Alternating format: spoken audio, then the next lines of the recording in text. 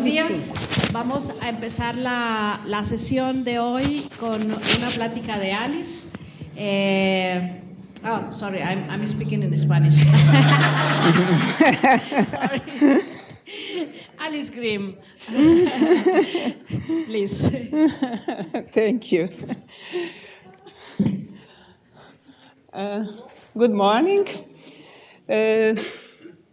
So we'll talk now about variability on other time scales, longer time scales, interannual and interdecadal. Yesterday we saw the intraseasonal, an overview, very quickly, although the talk was very long. Well, I will start with interannual variability. It's mainly associated with ENSO, as I will show you. Well, this you already know, just to remember the annual cycles here to see how ENSO.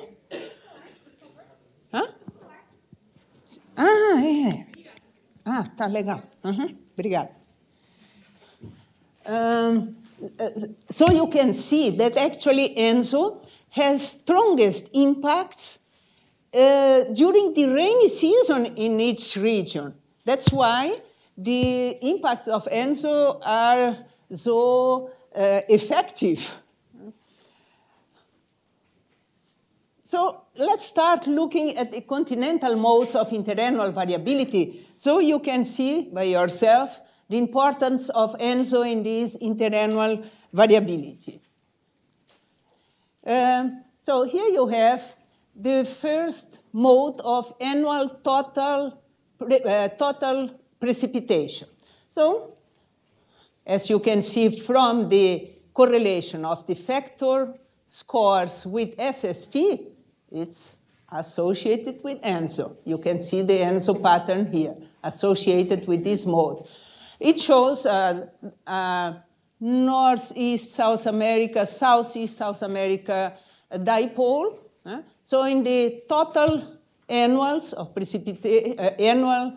totals of precipitation, we have this dipole. It rains more during La Niña or less during El Niño. During El Niño, it rains more than normal here in Southeastern South America. Now let's see the seasonal modes of variability.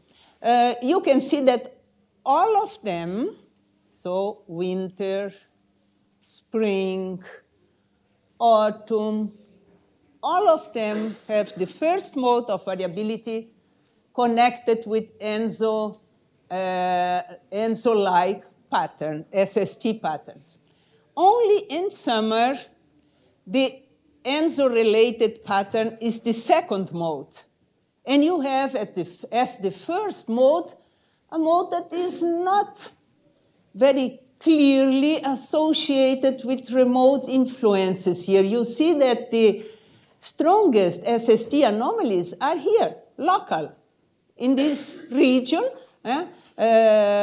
When you have more than above normal precipitation here, more cloudiness here, you have colder SST here.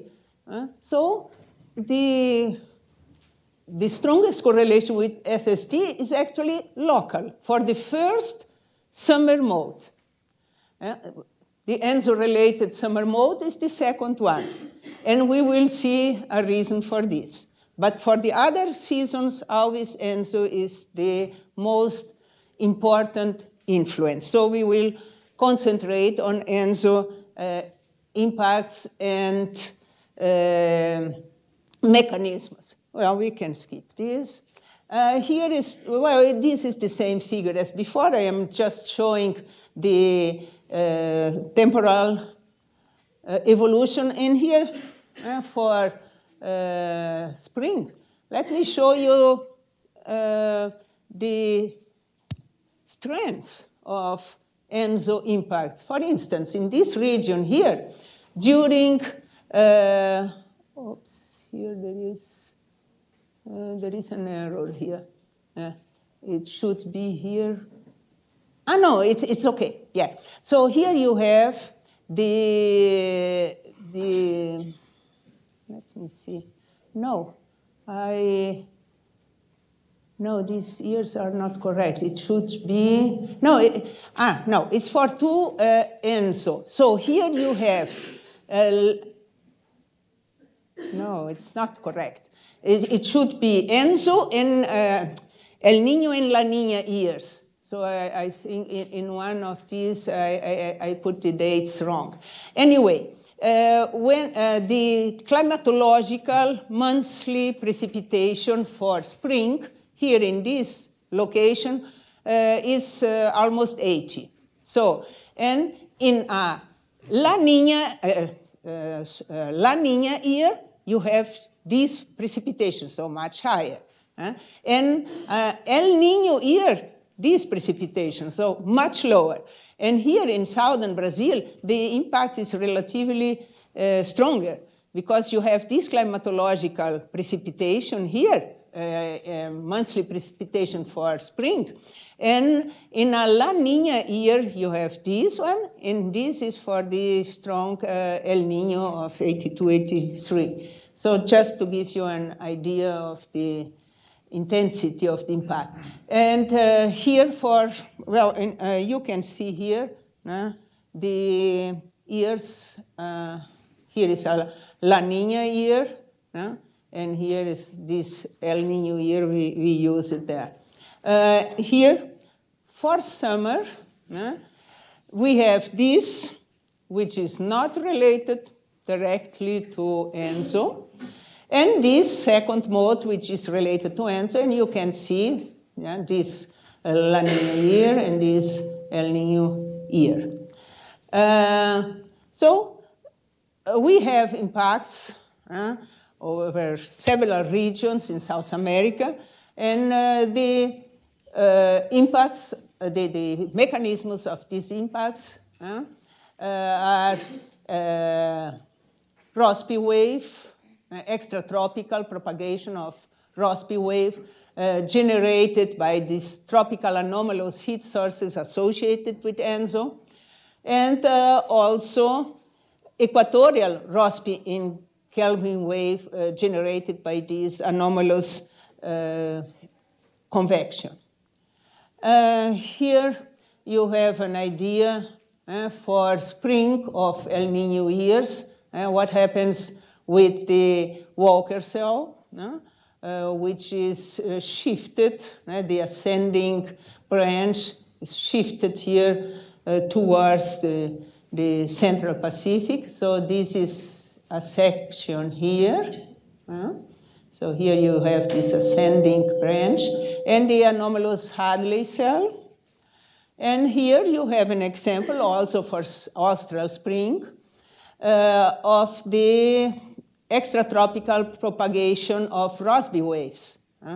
Here you can see that this propagation here from Eastern Pacific produces a pair of higher level, it's 200 hectopascals, cyclone, anticyclone, which favors ascending motion here over Southeast South America. And this happened. It's not clear here. It's difficult to see. It's too small. But this same pattern you could see here in November 2015, in this last big El Niño. And this pattern is very important to produce these strong precipitation anomalies in austral spring in southeastern South America. They are relatively the strongest anomalies. And what's the reason for this? Here we have these influence functions that we proposed in 95 in this Journal of Atmospheric Science paper to see which are the tropical regions most efficient, where the upper level divergence associated with anomalous tropical convection is more effective in producing rotational anomalies around a given target point. So I'm looking at this target point, this, and this. So here you can see that for all these target points, looking here at the equatorial region, focus on this region where the upper level divergence is stronger and where you can separate a divergence from separate in the sense of cause-effect. The divergent circulation from rotational circulation, because in the extratropics, they are coupled via this quasi-geostrophic theory, okay? But in the tropics, you can consider that the upper level divergence causes these rotational anomalies. They are not coupled in this way as in the extratropics. So look here, and you can see that this region, this and this, with opposite signs, because here you have an anticyclone, here you have a cyclone and anticyclone. So this region here in East Pacific is very important. And the forcing from the Central Pacific ends usually in a wave train that goes to the extratropics, into the extratropics. Sometimes it goes into the Atlantic. But the connection here over South America usually is more efficiently produced here from East Pacific. Okay, so these are some of the mechanisms. So tropics, extratropics teleconnections, tropical teleconnections, and well, there are also surface-atmosphere interactions that produce part of these ENSO-related impacts. Now we get back to the reason why we have the first mode not so directly associated with ENSO. Because the effect I will describe also works for other ears, not ENSO ears, provided that you have the right and of adequate intensity forcing in the spring. It depends on what happens in the spring. It's more frequent in ENSO ears because in the spring you have stronger anomalies that can trigger this effect I will describe now, okay? So here you have the first EOF of spring, the season, a seasonal EOF. So it's related with ENSO, as I showed before. And here you have the second EOF of summer, which is related to ENSO, as I mentioned before. These two, they are negatively correlated with 95% level confidence level. So what happens here in spring has a relationship with what happens here. And the relationship is not of persistence, it's of reversal. So this negative correlation tells you that when you have above normal precipitation here in spring, you tend to have below normal here in peak summer. Or the contrary, if you have dryness here in spring, you tend to have above normal precipitation in summer. And this effect is even stronger when you look to the isolated months of November and January. You can see that the relationship is even stronger. So in November you have ENSO effect producing here anomalies. And well, in January this relationship with ENSO is not so evident. It's evident here in the second. But even so, if you have a strong relationship here with ENSO or no ENSO, you have a tendency to opposite anomaly here in summer. So we proposed a hypothesis to explain this observational result. Let's start with dry anomalies here. So if you have dry anomalies here, you have less, I think we have here, here. You have more net surface solar radiation and higher SST off Southeast Brazil coast in late spring. So you have higher temperature near the surface, lower surface pressure, more convergence, enhanced convection over the highlands in Southeast Brazil. Topography in this region is important for this effect in this region. So you get cyclonic circulation anomaly there over Southeast Brazil related with this convergence and enhanced convection. And this cyclonic circulation will produce moisture flux and convergence of moisture flux into Central East Brazil. So diverting it from going to Southeast South America. And then you have a peak summer wet condition. And so it's what is here in this cartoon. From these conditions in spring, you get convergence here, enhanced convection, helped by this topography, and also here helped by this warm SST near the coast because of the dryness in spring. And then this cyclonic circulation appears. All what is described there is based on observations. I am not showing everything here. We have, well, if you go to these papers here, you can see all these parts of this hypothesis proved by observational evidence. For instance, you have correlations between rainfall here in spring and surface temperature. You have correlation between surface temperature here in November and rainfall in January. All these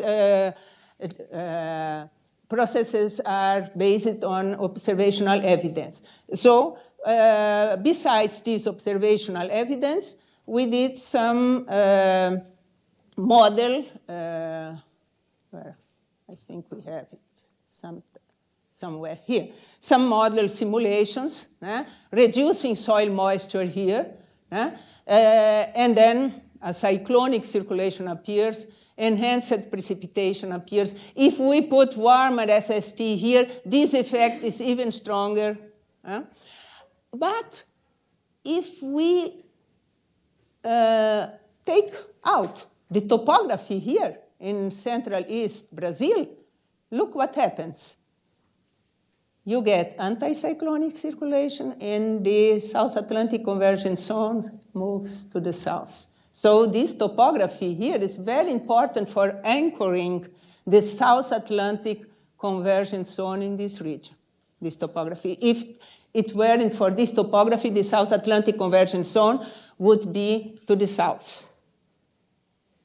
It's a very important role. This is why I mentioned this topography yesterday. Okay, so this is then the sequence of interactions that lead to this reversal of rainfall anomalies. So this moisture flux is diverted by this locally induced cyclonic circulation here due to these previous anomalies in spring. And, well, here I am just showing more of these correlations. Always these correlations here confirm the reversal from spring to summer, always. And when you look at these specific months, the relationship is even stronger, and you will see the reason. If you, here you have the evolution of the climatological rainfall here, just in this region, which is affected by this reversal. So this is the climatological. If you do a composite of the rainfall anomalies keyed to this January PC1, this one. Look what happens. Of course, in January, in this region, you will have above normal precipitation here in this region. This is expected. But look what happens in the previous spring. So, corresponding to this peak in January, you have below normal precipitation in spring. And when you key to the November 1st mode, okay, you expect then more precipitation here in spring. Of course, this happens. But look, in summer, you will have below normal precipitation. So what happens before and after confirms this tendency to reversal. And this also happens if you use the modes for spring and summer, not just the modes for November and February, although then the effect is more evident. Well, do the models show this? No. That's why there is almost no skill for summer prediction in the most important region for summer, which is right here. Yeah. So when you look here, this is a work by Iracema. Where is Iracema? There. Iracema could explain better what she's showing here. She's showing an index of skill of the models. So just to summarize, when it's red, good skill. When it's blue, it's the opposite. And when, so the model shows opposite anomalies. And when it's white, no skill. Well, you can see that most of the models don't have skill or show blue here in this region. So they tend to persistency. This is the ensemble in this region. So we have two types of ENSO. Well, actually, there are many types, but we can classify them into more central ENSO with highest anomalies in central equatorial Pacific, and east ENSO with highest anomalies in the eastern part of Pacific. I always put here some reference. You can see about this. And here, well, let's show some seasons more related with the monsoon. So spring, summer, and autumn. Always the seasons are for southern hemisphere, okay? So for East El Niño, we classify by where the highest anomalies are. We define it, I didn't put the figure there. We define it two regions, Central and East Pacific, and where the highest SSTRs defines where, if the El Niño is east or central. So here you have for East El Niño the composites of SST anomalies. As you can see, it's more concentrated to the east. Here you have the vertical circulation, which here you can see is east of the dateline, east of the dateline, east of the dateline. And here are the precipitation anomalies associated with East El Niño in these seasons. So in spring, you have here spread negative anomalies in this region, and positive anomalies here. And in here already starts this tendency to reversal. Do you see? Here it was dry. In December, January, February, it's wetter than normal in this region. And the anomalies in the south, they are shifted southwestward. And here for autumn, which is a very important season for Northeast South America, Here you have it for central El Niño. When you look at this figure, now I will go back to the other one, you can see how these arrows of vertical motion shift to the, now we are going to the east, so it will shift to the east here. See? When you go, so you see the arrows shift in longitude. So the regions of highest convection shifts. So, but this is not such a strong feature in the beginning of ENSO in spring and summer. You can see, yes, a shift here of the highest SST to the Central Pacific, but it's strongest in the autumn, because then it's really strong in concentrated here in Central Pacific, and it even is associated with opposite anomalies here near South America. So the effect on the precipitation is not that strong in spring. You can see here dryness, above normal precipitation. In December, you have here a weaker tendency to reversal, not much here in Southeast South America, but not a dramatic change. But in autumn, there is a really big change. You can see that for central El Niño in autumn, the anomalies here in northern Brazil even reverse with respect to East El Niño. And this is easily seen here. Dryness, oops. And here, tendency to be wetter. Not very strong, but it's there. And also important for here, the southern part. Here you have in East El Niño, strong anomalies here in southern Brazil, very strong anomalies. And in central El Niño, look, it's even opposite. And do you know the reason for this? Here. Because you have this La Niña type SST, and what happens here in East Pacific is the most important, even though it's weaker anomalies. And this you can see also here. East El Niño for autumn. So here you have, as in spring, it's also a transition season, you have that wave train there. Here you have a pair cyclone, anticyclone. And look at this, for central El Niño, you still have here a wave train, but now it's like La Niña. You have here, instead of anticyclonic, you have cyclonic, anticyclonic, cyclonic.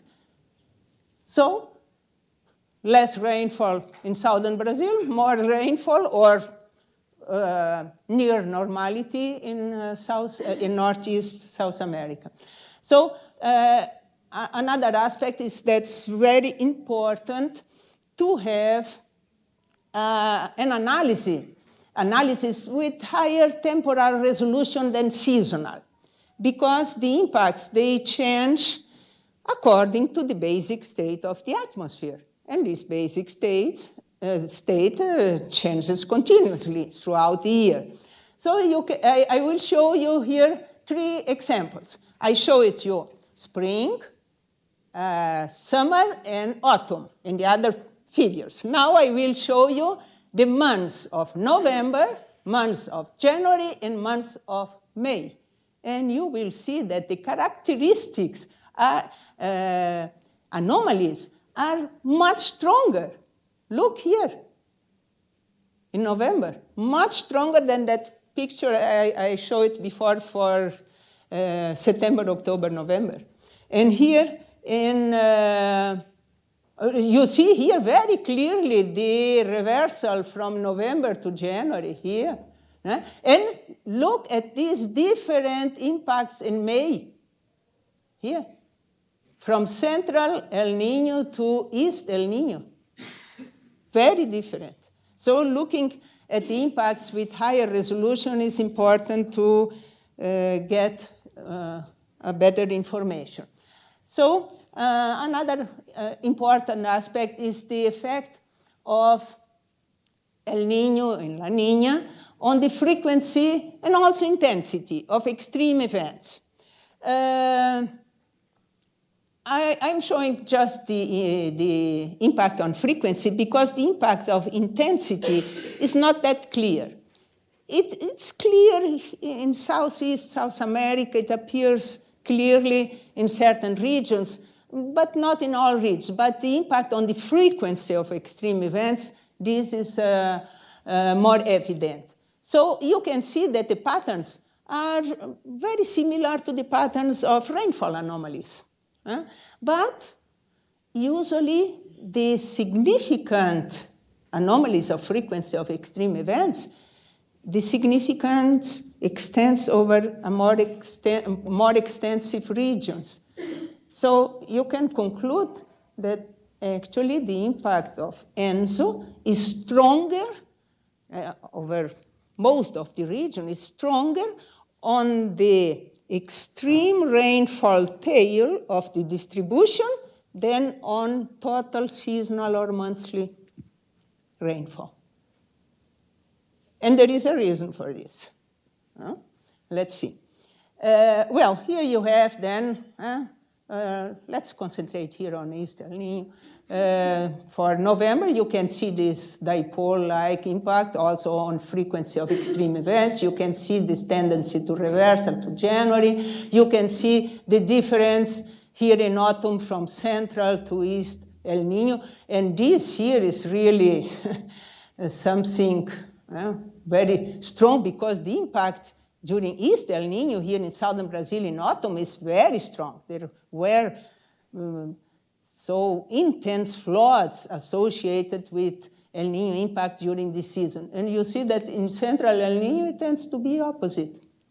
And so here, an explanation for southern Brazil in spring. You see here that the impact is very strong on the frequency of extreme events. There is a big increase in this frequency. And why does this happen? Here you have the circulation anomalies associated, daily anomalies associated with extreme events in November in southern Brazil.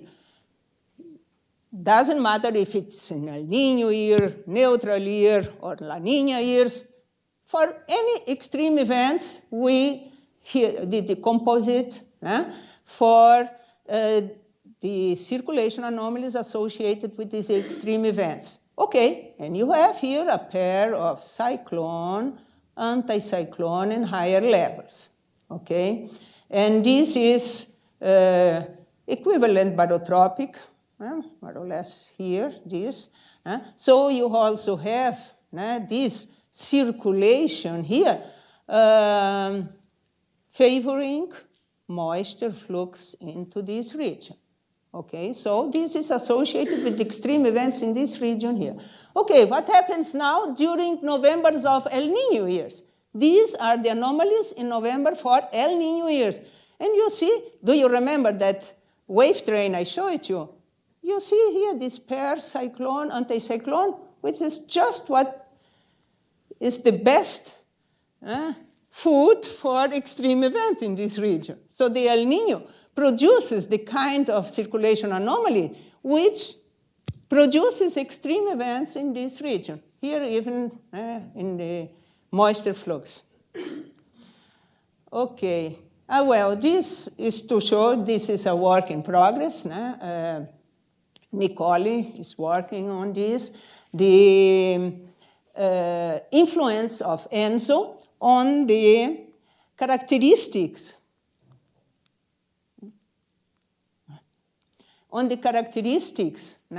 of the precipitation, daily precipitation, and on the essential ingredients for precipitation. So you can see here that, well, in spring, we saw it rains above normal here in Southeast and South America. I'm always using this example so you can follow several aspects. And well, what's the reason for this? More rainfall is produced by either more rainfall in each precipitation event or more precipitation events. And you have two ways of increasing the total monthly precipitation. Either it rains more days or it rains more in each day, rainy day. And here you can see that here is the number of rainy days, how it was affected. And here is the average precipitation by a rainy event. You can see that the contribution of the number of rainy days, it's much stronger than the contribution of more rainfall in any rainfall event, in every rainfall event. This tells you that what contributes more? The dynamical conditions that favor more days of precipitation, so you have more favorable dynamic conditions. Or you have more moisture flux in each event. So moisture flux, well, we saw that it is increased, but not as much as the favorable conditions for ascending motion and more convection and more rainy days. And here you can see an example also for spring, also here in this region, for the distribution of daily rainfall in El Niño and La Niña in spring. And you can see that really the distribution for El Niño is different, and this is statistically significant. And you can see here, look at this, the distribution for El Niño daily precipitation. Look at the increase of frequency of more extreme events. So it's also there. And well, the models reproduce well. This is the CPTEC-INPE model. In spring, it reproduces fairly well this distribution, but in summer, it's persistency. Whereas observed, you see the difference? And well, this is for here in autumn also, it represents well. In winter, also very reasonable simulation or forecast. And the same here for HGM. And here for fall, it's okay, but again, for December, January, February, not that okay in this region there. Okay, well, I will skip this. This was just to show that I consider that 2015 and 16 was a typical East El Niño. First, because of the distribution of the SST, and second, because of the impacts. I have a figure here. Just to show you something interesting here. You see, October, November, December, higher temperatures because it's dry here. And then in January, lower temperatures because it started raining more than usual in this region. And then in February and March, again, you go back to the conditions of spring. Here you can see this is climatological impacts of El Niño in past East Pacific events. And you can see what happened in 2015-16. Here, here, here, here in December. Here, the reversal in January. Here in autumn. So I think it was a very typical East El Niño. Well, this we will skip. So let's take a brief look at the interdecadal variability.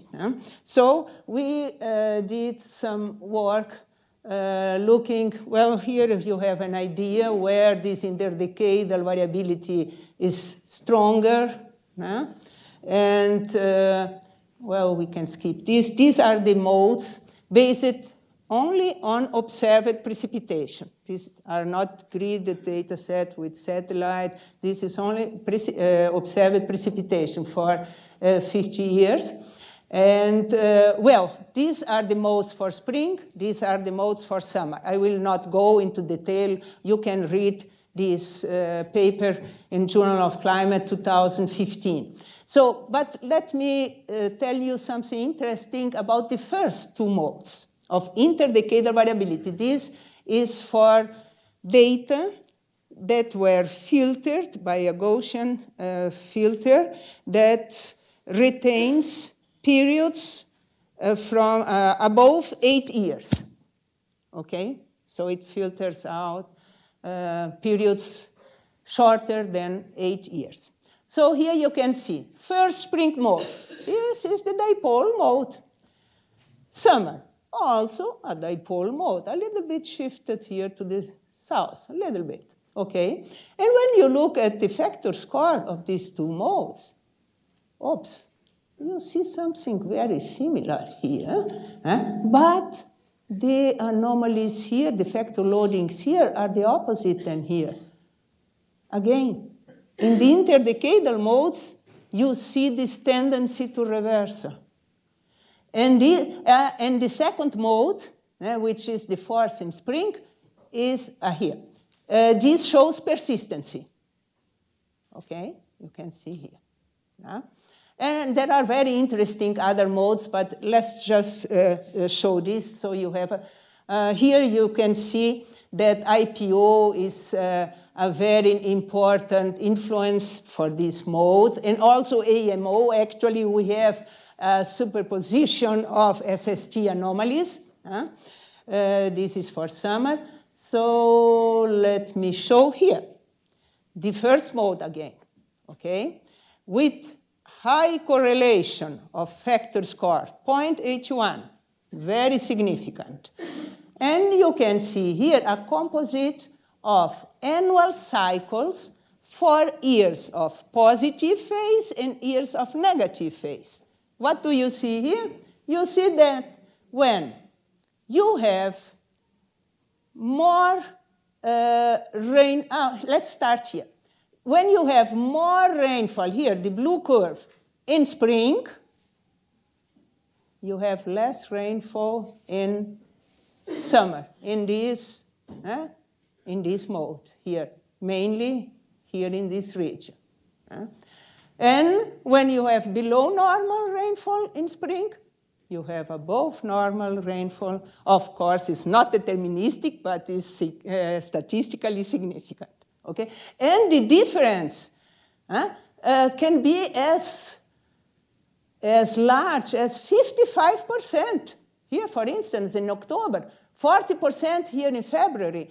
So you will have decades in which it rains more in spring, less in summer, and vice versa.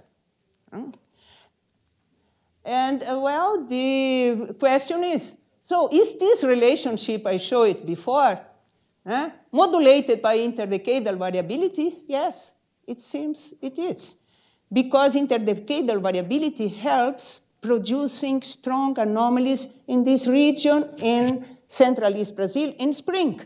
And these are the anomalies that trigger all these processes, the anomalies in spring. So if you have an interdecadal variability which really has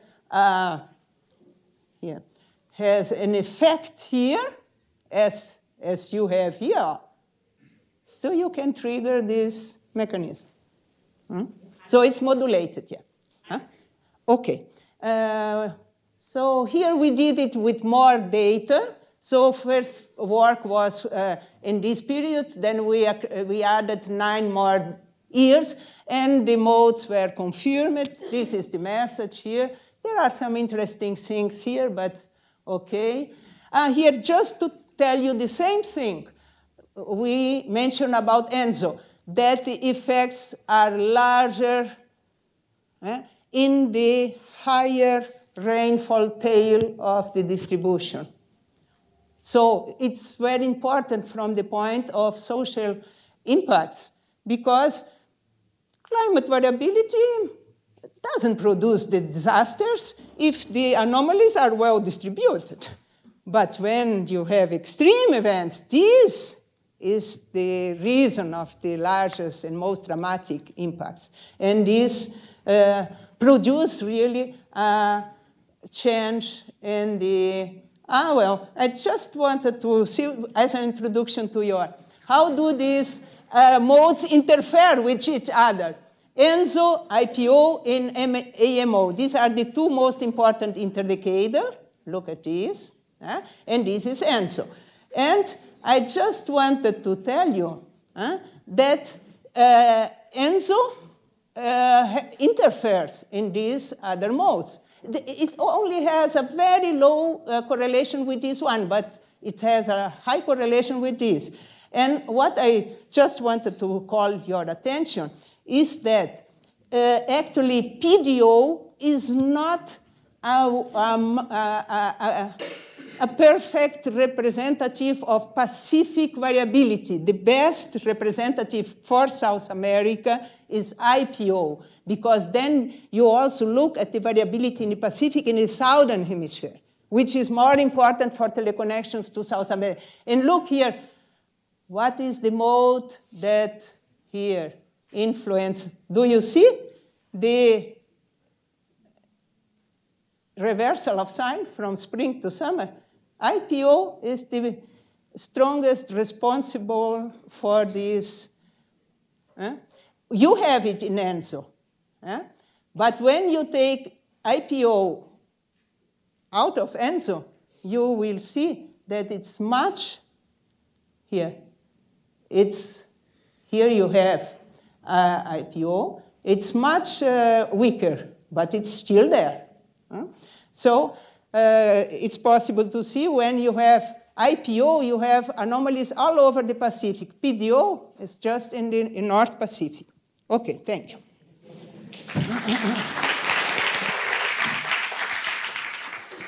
Thank you, Alice. I left you because you're the chief. Questions?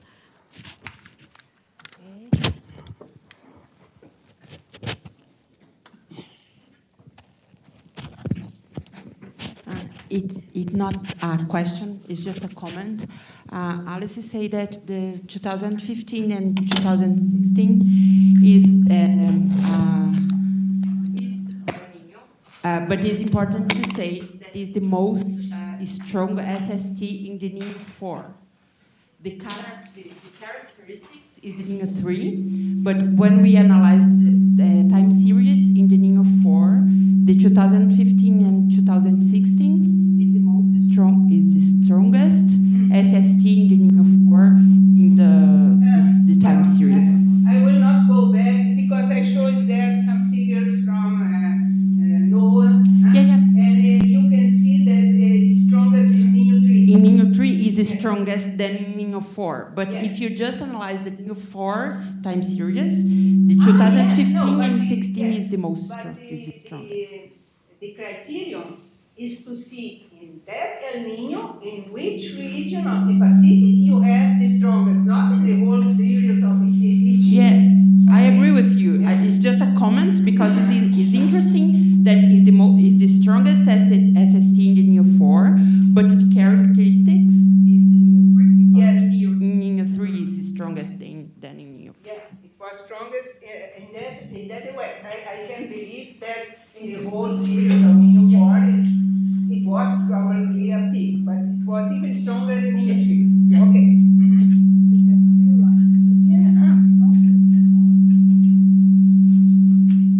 But I don't. Oh, it changes.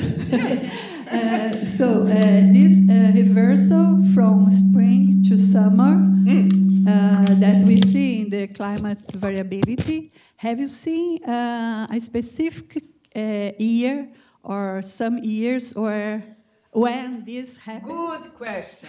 If I had time, I would show you several years, showing the reversal from November to January of the next year, several.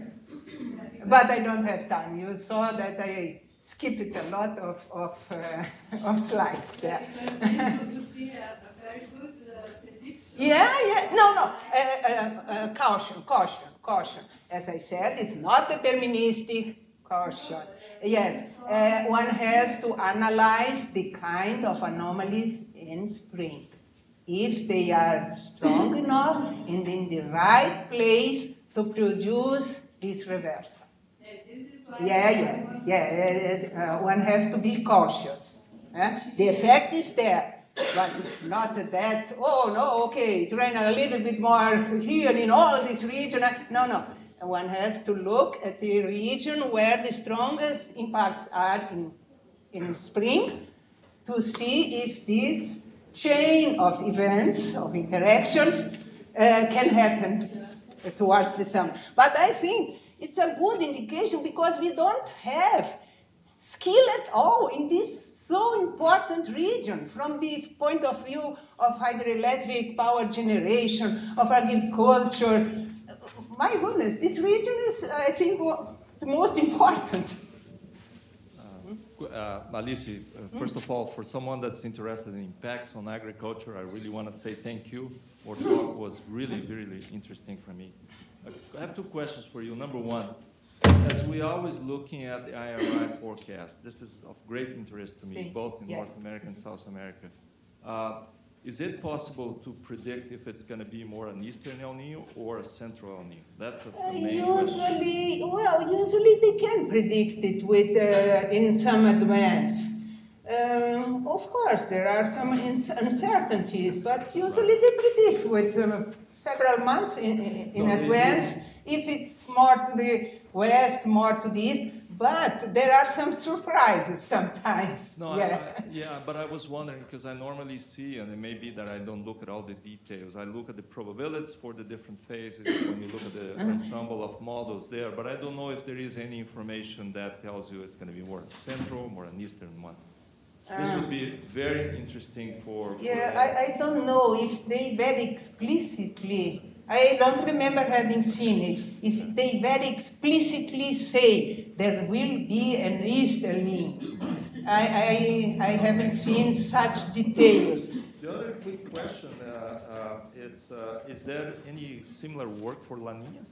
In terms for of La Niña? Yes. Yes, of course. Yeah, of course. That'll be very it's more or less opposite. So during La Niña, in spring, in this region, it tends to rain above normal.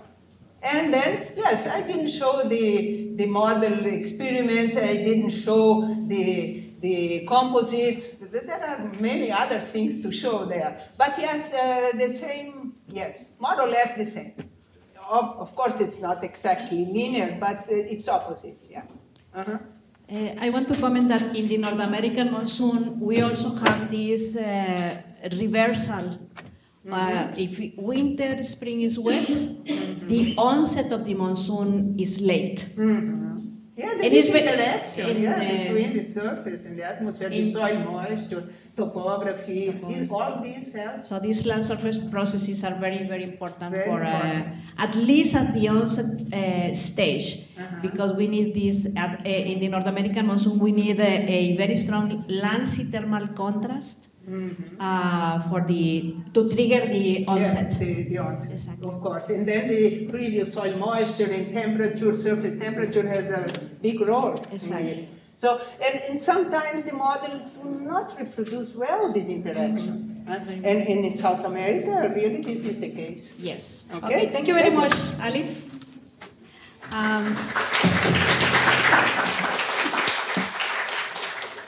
Our next speaker is Mary Kayano, and she's going to talk about Pacific and Atlantic multidecadal oscillations, relations to the ENSO, and effects on the South American rainfall.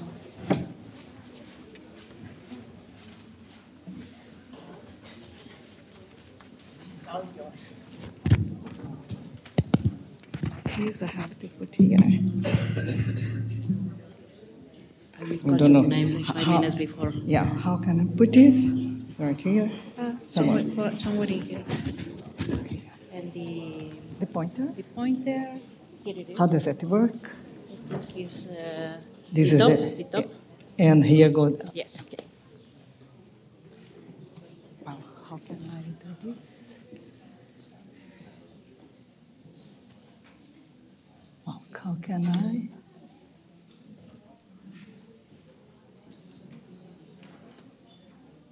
How can I open?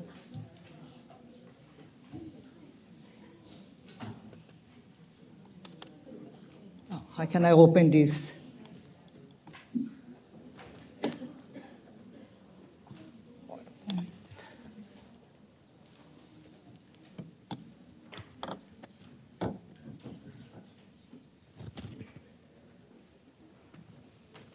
Okay.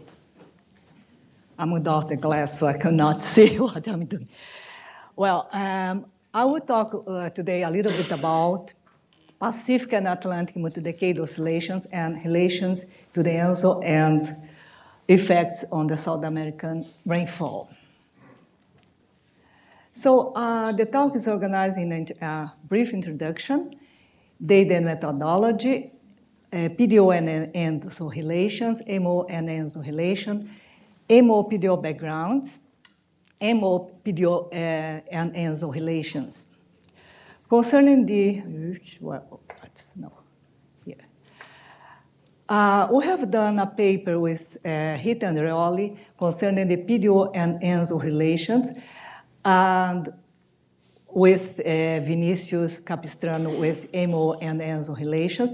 But I will not show the results of these papers because when I was preparing this presentation, I was writing a chapter of one book. So I decided to recalculate the whole patterns using up-to-date data. And so I include more events, or in particular, ENSO events. So the pattern should be a little bit different from the papers I mentioned. Concerning the MO and PDO backgrounds and the MO and PDO relation with the ENSO, these discussions are in two papers. One is the relation with MO, PDO, and La Niña relations that is already published. And another one is the relation with MO, PDO, and El Niño relation is a paper that's under review. So the main question is, do the low frequency background affect ENSO-related rainfall patterns in tropical South America? To answer this question, we just focus on these two low frequency variability modes, PDO and MO. So the data we use in this analysis is the SST from NOAA, version 5, precipitation from GPCC, version 7, the atmospheric circulation data from 20th century reanalysis, version 2C, MO and PDO indices were recalculated for this period using their definition. The PDO definition is the PDO index definition is given by Mantu et al.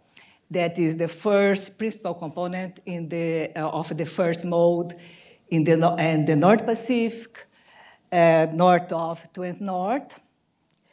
MO is also is defined by Enfield et al. That is the average of the trend sea surface temperature over the whole North Atlantic. The El Niño and La Niña years we define using the Oceanic Niño Index for the same period. And our analysis, we first the trend, remove the linear trend of the variables, then we calculate the standardized monthly anomalies using this period. And we use a simple composite analysis. So the PDO, in one of each phase, it features a large area with, in the positive PDO phase, it features a large area with positive sea surface temperature anomalies in the tropical Pacific and also along the coast of the west coast of the Americas, and a negative area in the North Pacific. During the cold PDO, it features a similar pattern, but with the sign of the anomaly reversed. So, during the warm PDO, a canonical or Eastern Pacific El Niño is more common, at least the features in September, October, November, and during the spring and summer. In this case, we have a stronger vertical motion associated with El Niño, with ascending motion in Central Pacific and descending motion over South America and the adjacent Atlantic, and descending motion in Western Pacific. You can see that during the cold PDO, these vertical motions is relatively weaker. Here, you can see that during the cold PDO, El Niño has a much more monarchy or Central Pacific feature type. The reason is that the low frequency background with during the cold PDO with negative SST anomalies in the tropical Pacific make it more difficult to the establishment of positive anomalies along the coast of Americas, in particular in this part. So, as I told in the last picture, at least during the summer, we have a much more stronger negative precipitation anomalies over this part of South America, that is the northern and northwestern South America, than during the cold PDO. And however, during the cold PDO, the positive anomalies in the southeastern South America is better organized than here, that is much more scattered over this part of South America during the summer and also during the spring. So we can see that the PDO has important influence on the precipitation distribution over South America. Now, considering the La Niña, during the warm PDO, it features a Central Pacific type, and during the cold PDO, it features Eastern Pacific type or canonical type. And the reason to the Central Pacific type is the same, because during the warm PDO, the low frequency positive sea surface temperatures anomalies in the Pacific, in the tropical Pacific, make difficult the establishment of the negative SST anomalies in this part. Otherwise, during the cold PDO, the presence of the negative and the low frequency negative anomalies would facilitate this expansion of this area. So, concerning the east-west movement, you can see that during the La Niña, during the warm PDO, we have a little bit stronger east-west circulation, even over South America. So, at least during December, we can see that this anomalies is a little bit stronger, the positive anomalies are a little bit stronger than during the cold PDO phase. And nevertheless, during the cold PDO phase, at least during the spring, the negative precipitation anomalies are located in a larger and better organized area in southern Brazil, Uruguay, and northeastern Argentina. Another difference is that during the La Niña, during the warm PDO, has only positive anomalies in the scattered areas in this part of South America. And however, during the cold PDO, the positive precipitation anomalies are better organized in this area. So, summarize this part.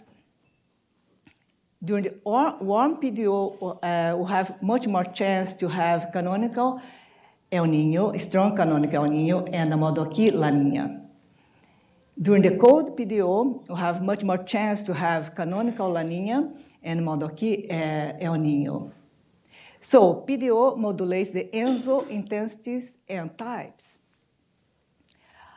During the warm PDO, the stronger El Niño-related summer dryness occurs in the northern and northwestern South America. During the cold PDO, especially more organized La Niña-related wetness occurs in northern and northwest South America during summer. So PDO modulates the ENSO-related SST and circulation anomaly patterns and the South American rainfall anomalies. So PDO contributes to the SAM's interannual variability. Now I'm going to discuss a little bit on, I want to take some water.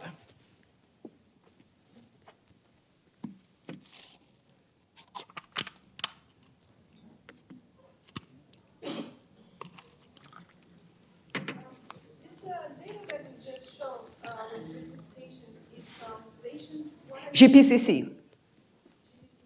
Uh-huh.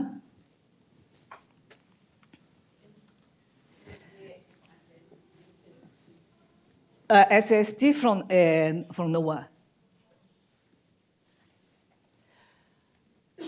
Well, AMO in its positive or warm phase, it features a large area in the North Atlantic with negative SST over the whole North Atlantic. And as shown yesterday by Marcelo Barbeiro, in this phase, opposite sign SST anomalies occurs in southern mid-latitudes. And during the cold AMO, it features a nearly reverse sign pattern. So, during the warm AMO phase, Modoki or Central Pacific El Niño is more likely to occur. And however, in the Atlantic, in the North Atlantic, the positive anomalies remain in most of the North Atlantic. The difference here is that during the cold AMO, we have a more Eastern Pacific type or canonical type. And also in this part, this is an important feature, we'll have a negative SST anomalies in this part of North Atlantic. It features, and in this case, near neutral. What is going on? Let's go here. Neutral SST anomalies. So in this case, it creates an interbasing gradient of SST. This interbased gradient of SST with ascending motion here and descending motion here would intensify this east-west circulation, at least in this part of consider the Eastern Pacific, South America, and Atlantic sectors. Is that zero? Where is your cross-section? Sorry? Your cross-section, is that which left? Is along the, is an average between 60 north to 60 south. Is along the equator, so the east-west circulation here is a little bit weaker than in this case.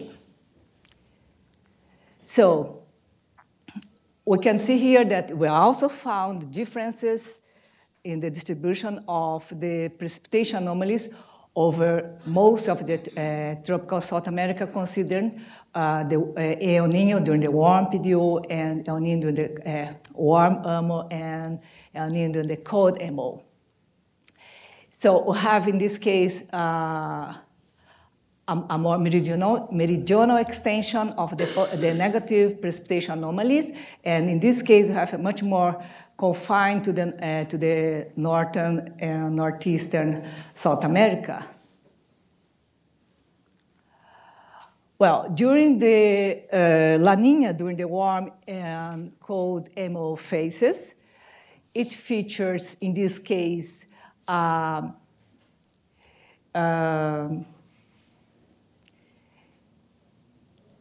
this case, I cannot distinguish very well if it's a Modoki or Eastern Pacific type, although in this case, it has indication of Modoki type. In this case, an Eastern Pacific type. But it's important to see that in this case, we have also interbasing during the La Niña, during the warm MO, interbasing gradient, and then we have a much more stronger east-west circulation for the La Niña during the warm MO than during the La Niña during the cold MO.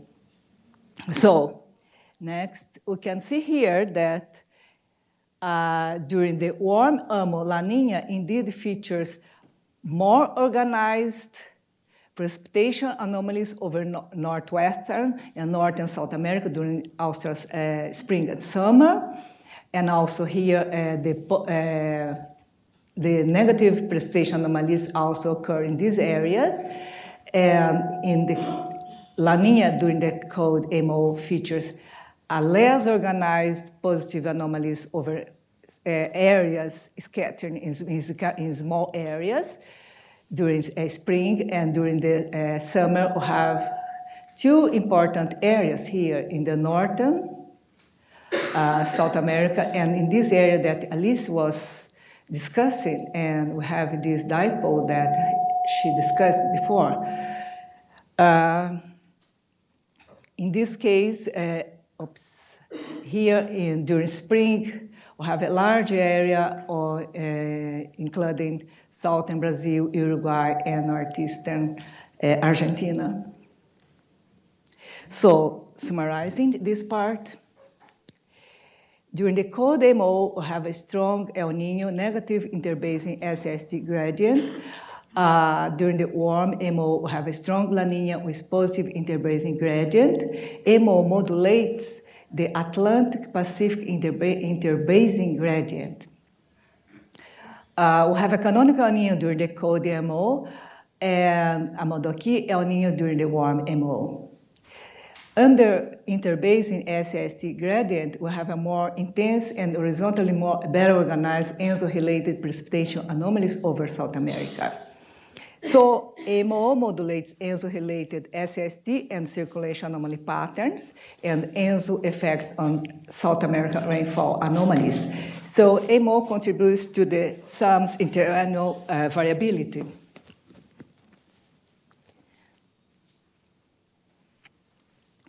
Now, I will discuss a little bit the background.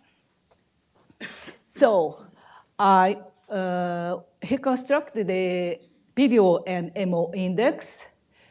MO index is the black line, and the PDO is this red and blue bar graphic.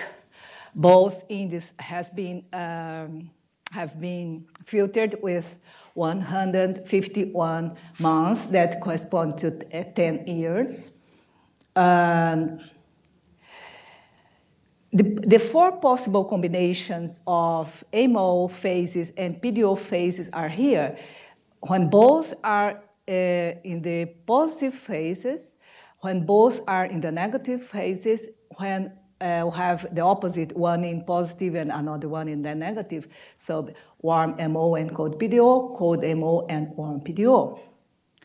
So we can see here that when both are in the positive or negative phase occurs in a shorter period of time than when they are in one is in positive, another one is the negative, or the negative and positive phase. So why this occur? The reason, there is a dynamical reason for this that I will show in the next. Kucharski et al. In 2016, they show that, they have another plots here, but I want to discuss only the AMO and zonal U index in the Central Pacific,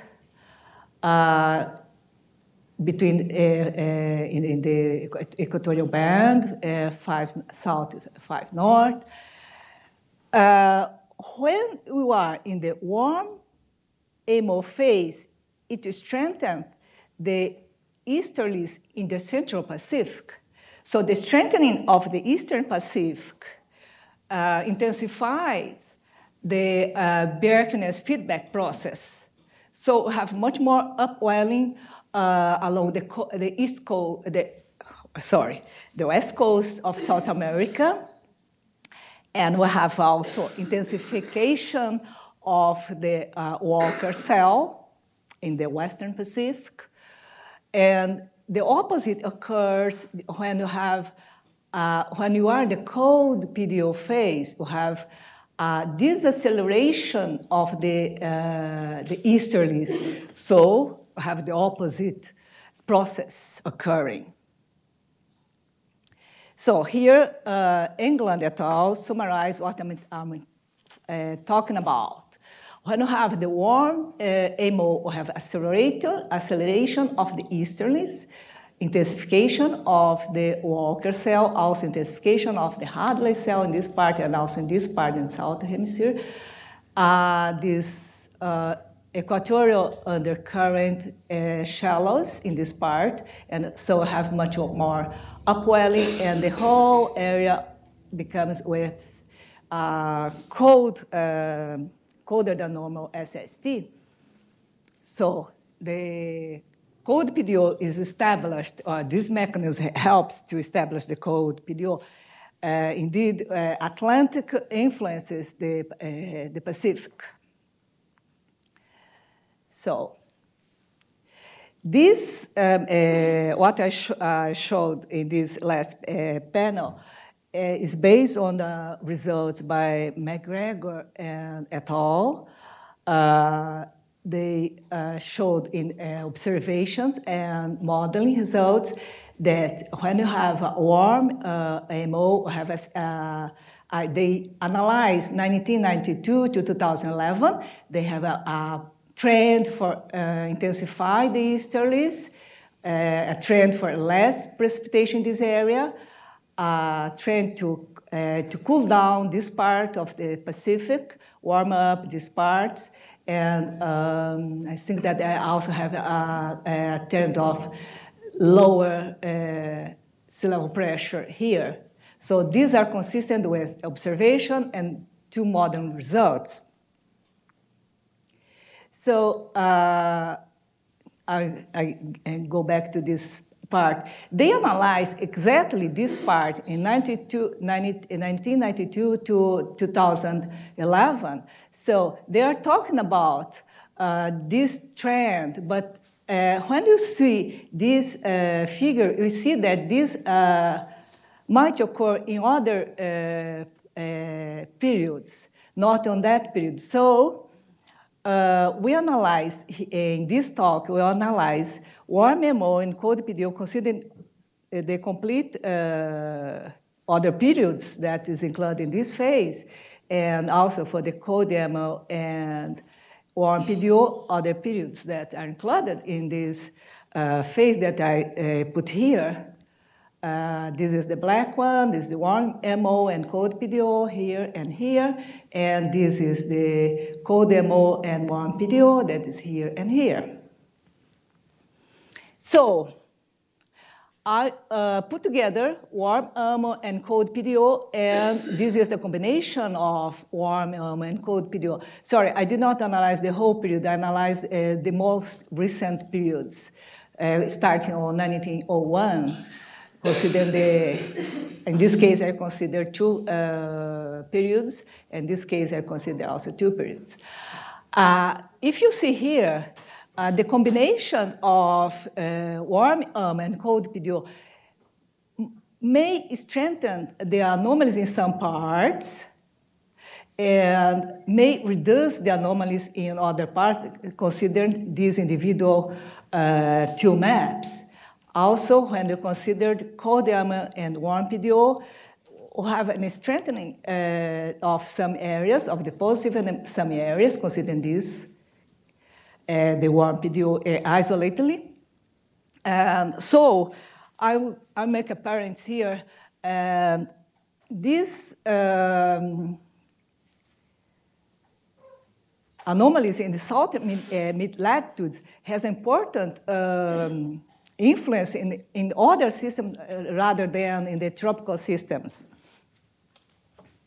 So here I show that although we can find, I was discussing in terms of an annual average, and when you consider this seasonal maps, we can see some difference between one season to another season. But what is the main important thing that in both cases we have the interbasin SST gradient in most seasons. So in this case, warm AMO and cold PDO that is the more recent period, considering the McGregor et al. Result, we have indeed an intensification of the Walker cell in the Western Pacific with ascending motion here and descending motion in Central Pacific. And in this case, we have a weakening of the Walker cell in the Western Pacific because this ascending motion has been replaced by descending motion here and the other way around here. So, but what is important for us is what happened in this part, in these longitudes. We have, in this case, we have ascending motion here, at least during summer and autumn. And here we have descending motion over this longitude that corresponds to South America and the adjacent Atlantic. So, during the warm and cold PDO, the precipitation anomalous background is like this. We have during June, July, an area with negative precipitation anomalies here. They are more concentrated in the eastern part. Then during austral summer and autumn, we have the reverse. We have positive precipitation anomalies here and also here. And we have exactly in these, at least in these two seasons, is during summer and autumn, we have reversed. We have negative precipitation anomalies. Look at that. This is not considered specific years, but is the average of those years. So we're talking about the low frequency background. So this result is our result is consistent with what Wang et al. Found in analyzing the precipitation of several different data, GPCP, CRU, CMAP, ERA interim, CFSR, and MERA2. The only one that has a slightly different pattern is the MERA2, but most of these data sets show an increase of precipitation of this part of South America.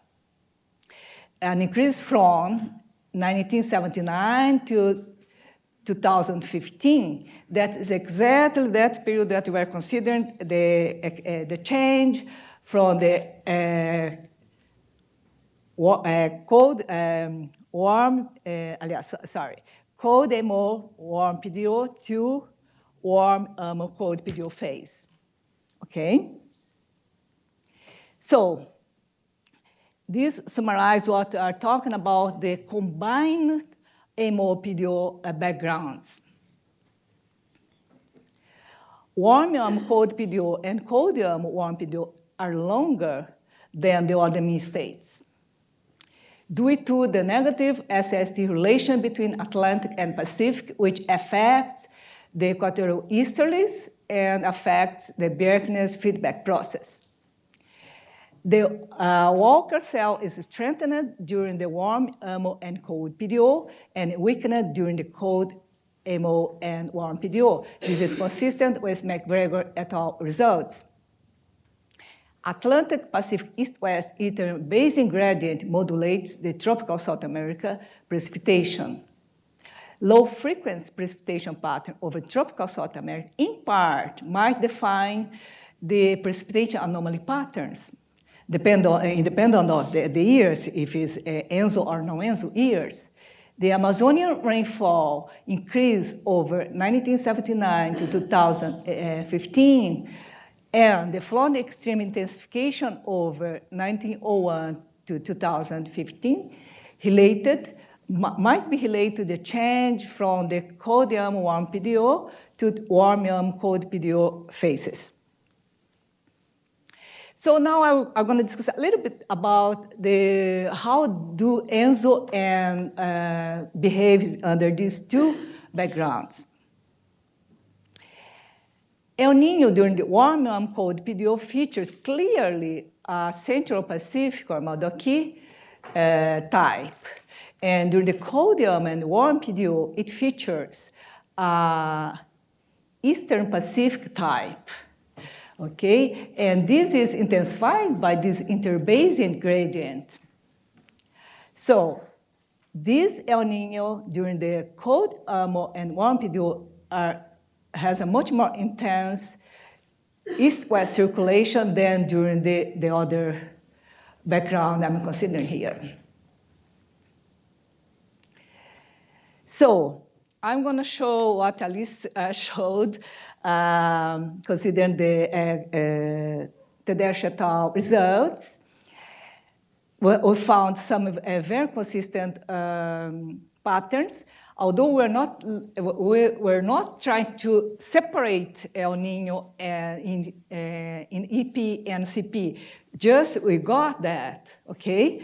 So the Eastern Pacific El Niño pattern shown by Tedeschi et al., at least in both seasons, we can see that we have a very good agreement with above negative precipitation anomalies in this part, also in this part.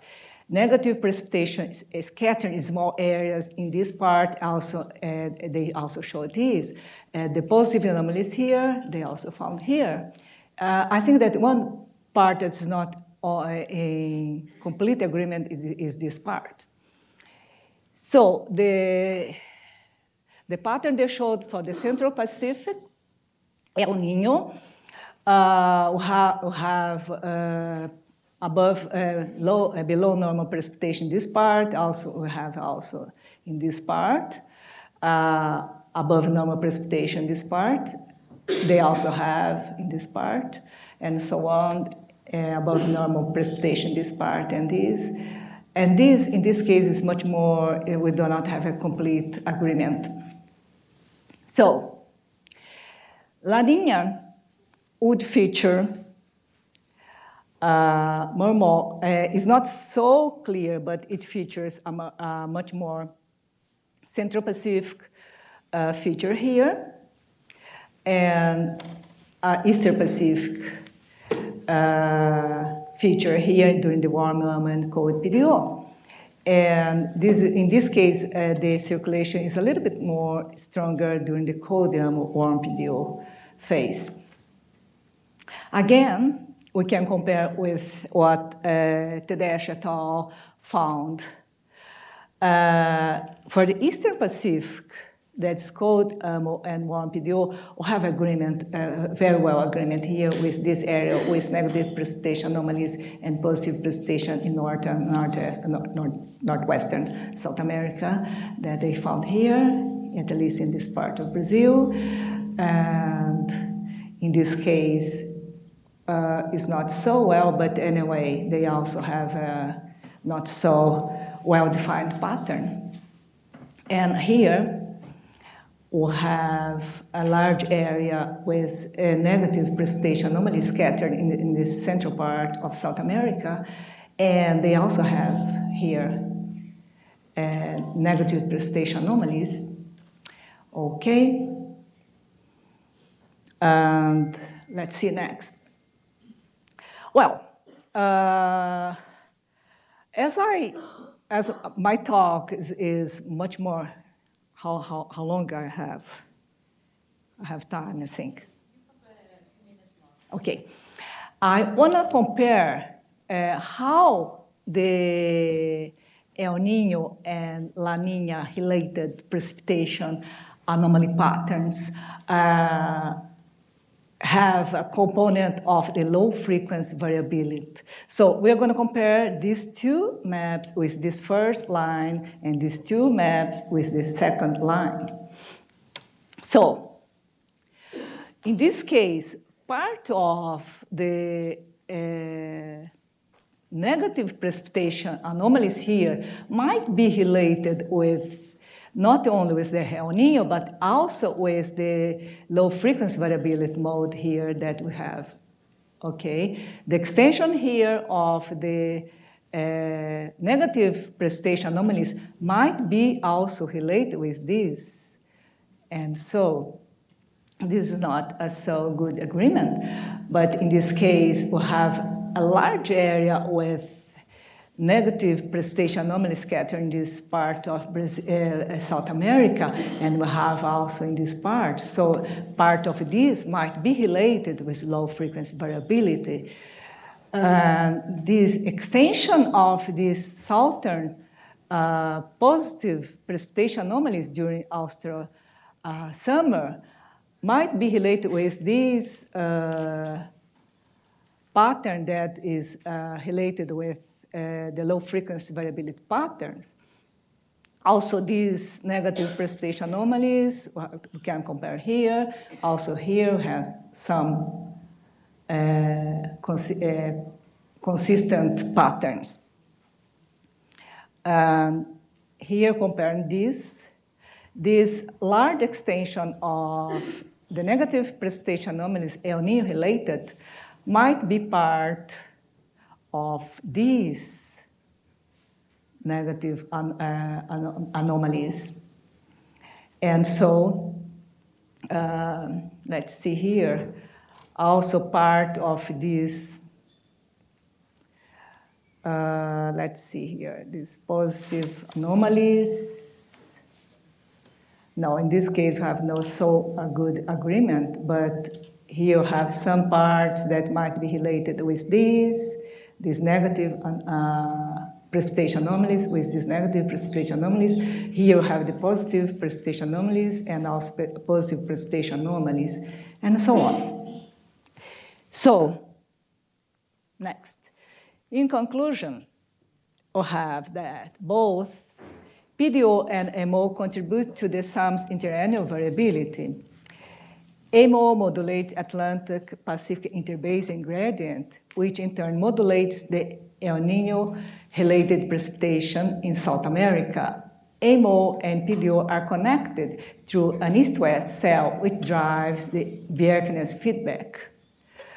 MO-PDO backgrounds contributes to define the ENSO types.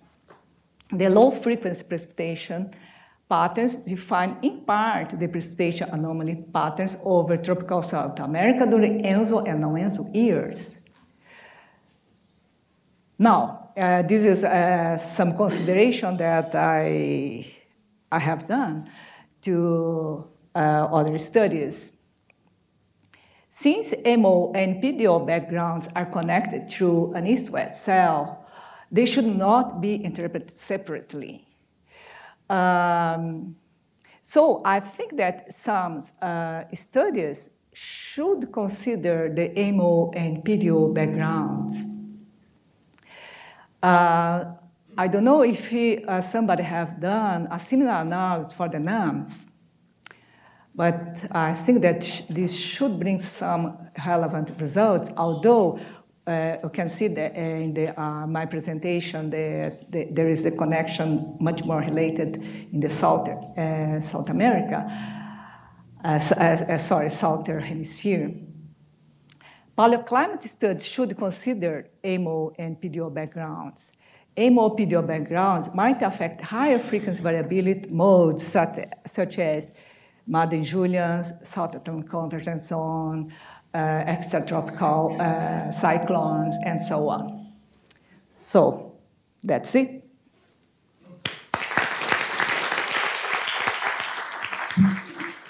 Thank you very much. We don't have any study of this kind for the North American monsoon, so No, it's so I think that area of is- opportunity. It's opportunity. Yes. Okay. Very nice presentation. So my question is related about that point of AMO and PDO that we should not study separately. Now, if you go back one slide. So how can I go back now? I know how to go. Go. Okay, this? Yes. So on the left, you're showing El Niño during warm AMO and cold PDO, right? Right. And so you get this signal, positive anomalies in the La Plata Basin. Right. Now, you had another slide that was the precipitation anomalies during warm AMO and PDO. Right. And you don't get that signal in the La Plata Basin. Now, when you look at only warm AMO, there's a clear signal, positive anomalies in the La Plata Basin. So I'm trying to understand how... Let's go back. So how this happened? Yeah, so when you superimpose all these modes, when I superimpose warm MO and cold PDO here and here. So what's the precipitation anomalies? Yes. Yes, but I think that is much more related what we see here. You know, the SST distribution, because when you have both warm and cold PDO, have this type of SST distribution that is different when you have only warm or only cold PDO. So if you consider only the warm AMO, the effect of the PDO cancels and you get the positive anomaly. Yes, yes. Yes, because you have a combination of things, I think. Okay. Okay? Thank you. Yes. Everything is very interesting indeed. But I'm wondering, because we found... Yes, okay. I want to speak with a little bit to Charles, can I? Sure. When I was preparing this presentation, I knew that we have a limit time, so I did not calculate the psi field. So the psi field might answer your question better, because there are changes in the host wave in the southern hemisphere, and this is much more related with, in the La Plata Basin, is much more related with the host wave trains. Rather than because I have a bias when I was invited to this workshop. I was only looking at the almost equatorial band, so I was much more, for this is I put only the east-west circulation, and I did not put the psi field, so I think that psi field would answer your question. Yeah, sorry, that was my question about the Mosby waves being different, and yes, which was my question. Only one comment, because you showed a few signals more in the Amazon, and sometimes not very consistent with what they showed Tadeusz et al. But I think it might be also data related, the type of grid data that you are using. It could be fluctuations in the data that, especially when you are looking at Right. in the past. So you're missing Yeah. data and Yes, population right. issues that might be one of the reasons why you don't find maybe more coherent, more consistent results with the other articles. Okay, you are completely right, because when I recalculate these maps, we found some difference from what we calculated in the past, because in the past, when we analyze PDO and ENSO relations, we analyze only the period from 1950 to, I don't remember, but 2001 or something like that. So if you analyze different periods and we use different versions of the same source of data, we can have even differences. And so this could happen. What was the period you are analyzing? 1901 to 2011. Okay, because I noticed really Yes, what Leila mentioned yes, right now, right, that right. is, yes, could be an issue. Yes, could an be. issue, because this gridded data, of course, they should rely on observed data. Right. But let's say before 1950, you have very few stations in many vast regions in South America. And so what I showed before, using observed gauge rainfall data, this tendency to reversal doesn't always show up there. Because probably in this region where it happens, part of central West Brazil and East Brazil, in this central East South America, before this 1950, there weren't much data. So what they did was to extrapolate data from other regions there, and so this regional effect doesn't show up. And then when you take a very long period in which half of it is extrapolated, then many of these effects do not show up. Another comment would be about these indices. You use indices of, I think, SST and also EOFs, these indices that are available. Is available. And really, as these indices frequently represent average of SST in certain regions, not always they represent, let's say, independent modes of variability. Right, correct. Okay? Then what you remarked before about the interference between PDO and AMO, this really happens. Right, right. And so it's difficult to separate this. So a student of mine is trying to do it based on independent modes of variability. So, and then using partial correlations. Partial correlation of first order and on second order, taking out interference of other modes. It's really very interesting because sometimes you think something is very typical of ENSO, and when you take out the effect of IPO, for instance, it turns somewhat different. When you take out AMO, also it turns out different. So there are interferences there that are difficult really to separate. Right, correct. Okay, thank you very much, Mary. One more question? One more question. Okay. Yes.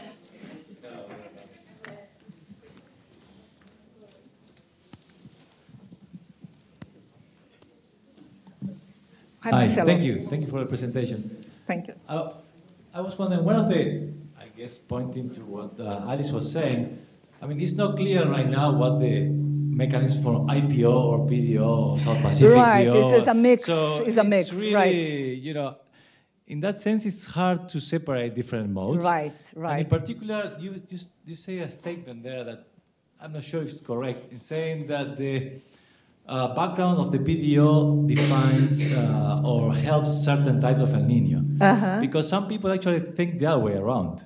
That is, when really? you average a few ENSO events, you get a background state, which is the tropical part of the PDO or the IPO or whatever. Okay. So that's because we don't know exactly what creates the PDO. Okay. So that state might go the other the way two around. ways, essentially. The other way around. Okay. So that's one comment. And the other comment I may have missed it, but do you have a map of only AMO impacts on South America? Because you have all the combinations possible, but I don't think you say the backgrounds. No, I just didn't. AMO on precipitation. Just AMO. Yes, on precipitation. No, I do you didn't. have that map? I did in the past, but I did not have yet. Yeah, okay. did not have yet. Thank you. Iracema? It was a similar question. Complementary. In the positive phase of PDO, you have positive anomalies in the tropical Pacific, or the other way around? Sorry, the positive phase. PDO. PDO. Positive. In the tropical Pacific. The tropical is right, positive anomalies. Yes. So when you have AMO positive, you have negative PDO. So the tropical would be cold, and then would be the negative phase. But then this could favor La Niña, but you show different combinations with El Niño. So if you have a background of PDO, cold PDO, La Niña, El Niño would be weaker. Just when you have a positive PDO. Right. I thought that this could happen when you have a background of PDO. When you consider only the PDO background, a cold PDO background, indeed you have a weaker El Niño than when you consider the warm PDO. When you consider only the PDO background. Is that the question? Yeah. When you have a positive PDO, so you have a strong El Niño. Right. Is this right? Is it right? Okay. Okay. Thank you very much. I think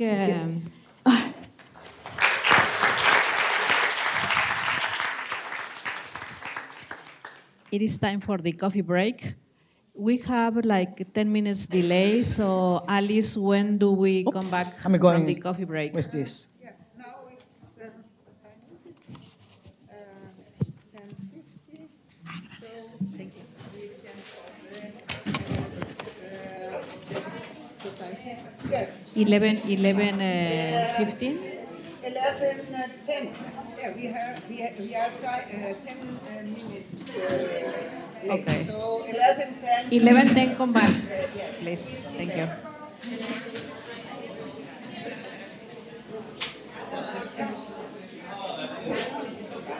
¿Quién modera la sesión? ¿Quién modera la siguiente sesión? Today we have some changes in the program. I think you have already seen. No sé si yo voy a seguir o van a poner a alguien After the break, we'll have these short talks, and then the other talks, the invited talks, we'll have in the afternoon, in later afternoon, because in the early afternoon, the institution here will use this room, and then